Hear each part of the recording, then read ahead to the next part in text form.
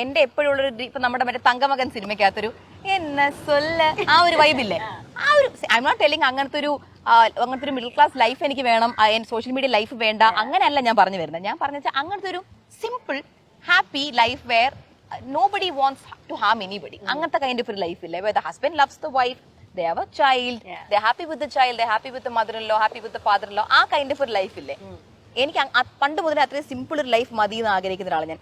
ഇപ്പൊ എന്റെ അടുത്ത് പലരും ചോദിക്കും എന്താ ചെയ്യാ സിനിമയിലൊന്നും കയറുന്നില്ല, ആഗ്രഹമില്ല. നല്ലൊരു ഓപ്പർച്യൂണിറ്റി വരാൻ ഞാൻ കുറെ കാലം കാത്തിരുന്നു. അപ്പൊ ദെൻ ഒരു പോയിന്റ് കഴിഞ്ഞപ്പോ എനിക്ക് പിടികിട്ടി സിനിമ എന്ന് പറയുന്ന അല്ല ലൈഫ്, അത്രേ ഉള്ളൂ. അത് വന്നു ചെയ്യുക, അല്ലെന്നുണ്ടെങ്കിൽ അതിന്റെ പിന്നാലെ നടക്കാനായിട്ട് അതിന് വേണ്ടി ഒരു ഇത് വേണം. അത് എനിക്ക് പറ്റിയില്ല, എനിക്ക് പോകാൻ പറ്റിയില്ല, അത്രേ ഉള്ളൂ. അപ്പൊ അതുകൊണ്ട് എനിക്കിപ്പോ എന്റെ ബിസിനസ്സിൽ ഫോക്കസ് ചെയ്യണം. I M financially independent, I can take care of my self, I can take care of A baby, I can lead A family. അത് എനിക്ക് ഫീൽ ആയി. Also I M 26 years old. ഒരു കുഞ്ഞു ഭാവയല്ല ഞാൻ.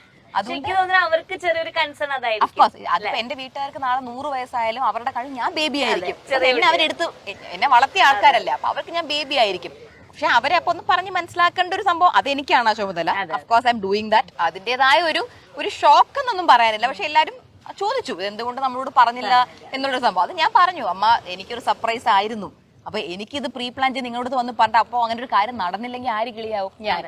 അപ്പൊ എനിക്ക് ശശിയാവാൻ, അതുകൊണ്ട് ഞാൻ ആരോടും പറഞ്ഞില്ല എന്നുള്ളത് പോലെ ആയി. പിന്നെ പുള്ളിക്കാരന്റെ വീട്ടില് പുള്ളിക്കാരന്റെ അമ്മ ചോദിച്ചു ഇത്രേ ഉള്ളൂ, ഏണ്ടാ എന്നെ ഇൻവൈറ്റ് പണല, ഇത്രേ ചോദിച്ചുള്ളൂ, ഏണ്ടാ എന്നെ ഇൻവൈറ്റ് പണല.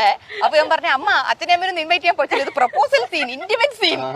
അപ്പൊ അവന്റെ അമ്മ മറ്റേ ഓ ഇന്റിമേറ്റാ, ഓ എനക്ക് അപ്പടിയെല്ലാം ഫംഗ്ഷൻ എല്ലാം തെരിയാതെങ്ക എന്ന് പറഞ്ഞ അങ്ങനെയെങ്കിൽ ഇരുന്നു. എനിക്ക് തോന്നുന്നുണ്ട് ഇപ്പൊ ദിയുടെ വീട്ടിലായാലും അശ്രിത എല്ലാവർക്കും ഇഷ്ടാവും അല്ലേ. പൊതുവേ എന്റെ സിബ്ലിങ്സ് ആരും പുള്ളിക്കാരനായിട്ട് ക്ലോസ് അല്ല. Because the thing is that ഇവൻ ആരുമായിട്ട് അങ്ങനെ ക്ലോസ് അല്ല, എന്റെ അടുത്ത് മാത്രമേ സംസാരിക്കാറുള്ളൂ. ആൻഡ് ഇവൻ വേറൊരു പെണ്ണിനോട് 5 മിനിറ്റ് കൂടുതൽ സംസാരിച്ചിട്ടുണ്ടെങ്കിൽ അത് എനിക്ക് തോന്നുന്നു എന്റെ ബെസ്റ്റ് ഫ്രണ്ട് അഞ്ജലിയാണ്. അല്ലാതെ ഇവൻ പൊതുവെ സംസാരിച്ചു ഇവൻ പൊതുവെ അങ്ങനെ ആരോടും സംസാരിക്കാറില്ല. ഇങ്ങനെ ഒന്നിങ്ങനെ ഇരിക്കും, അവരെന്ത് ചോദിച്ചാലും എന്ന് പറഞ്ഞ. പിന്നെ ഞാൻ തന്നെയാ പറയുന്നത്, എടോ അവർ തന്നെ ഒന്നും ചെയ്യില്ല, സംസാരിച്ചോ ഞാൻ ഇങ്ങനെ പറഞ്ഞ പെൺകുട്ടികളോട് സംസാരിച്ചോ എന്ന് ഞാൻ പറയുന്ന. അപ്പൊ ഇവൻ സംസാരിക്കും അങ്ങനെ. അല്ലാതെ ഹീസ് നോട്ട് വെരി, ഇവൻ എങ്ങനെ ചാടി കയറി എന്നോട് മിണ്ടോ ഞാൻ വലിയൊരു പുള്ളിയാണ് എന്നുള്ള സംഭവം ഒന്നും കാണിക്കില്ല. ഹീസ് ലൈക്ക് നിങ്ങൾക്ക് എന്നെ ഇഷ്ടമുണ്ടോ സംസാരിക്കും, ഞാൻ സംസാരിക്കാം, അത്രേ ഉള്ളൂ. അപ്പൊ എന്റെ സിബ്ലിങ്സിന് അവരുടേതായ ഒരു കൈൻഡ് ഓഫ് ഒരു ബിഹേവിയർ ഉണ്ട്.